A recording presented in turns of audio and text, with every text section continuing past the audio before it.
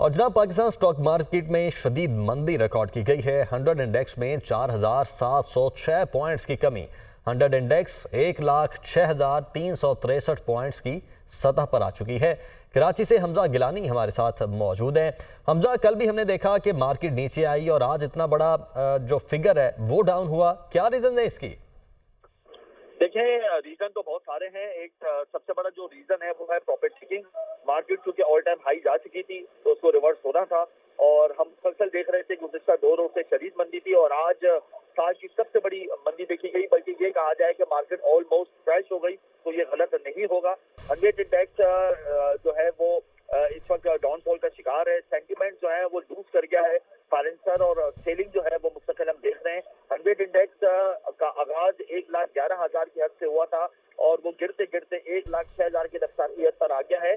और इस वक्त अगर मैं 3 ट्रेडिंग सेशंस की बात करूं तो तकरीबन 9,500 से ज्यादा पॉइंट्स की हम कभी देख चुके हैं। फिर इंटरनेशनल सैंक्शंस भी लगी है यूएस की तरफ से, तो ये भी एक बहुत बड़ा नेगेटिव इम्पैक्ट है स्टॉक मार्केट में फाइनेंसर्स के लिए, क्योंकि यूएस पाकिस्तान को सपोर्ट करता है। जब ये सैंक्शंस लगती हैं तो उससे इंस्टीट्यूशन जो है वो पैनिक का शिकार हो जाते हैं और इसी वजह से हमने देखा है कि जो ब्लू चिप कंपनीज है उनके शेयर जो है वो सेलिंग पर है। इस वक्त 99% ब्लू चिप कंपनीज के जो शेयर्स हैं वो रेड जोन में दाखिल हो चुके हैं। मार्केट के अंदर रिकॉर्ड मंदी है। साल 2024 की सबसे बड़ी मंदी आज हमने देखी है और इसका इख्तिताम भी जो है वो इस वक्त सबसे ज्यादा रिकॉर्ड। अच्छा हमजा, अगर आप सैंक्शंस की बात कर रहे हैं वो तो एक खास सेक्टर के लिए है ना सैंक्शंस, इस तो अगर इतना ज्यादा जो इसकी गिरावट हुई है वो सिर्फ एक सेक्टर में सैंक्शंस की वजह से हो सकता है, पॉसिबल है?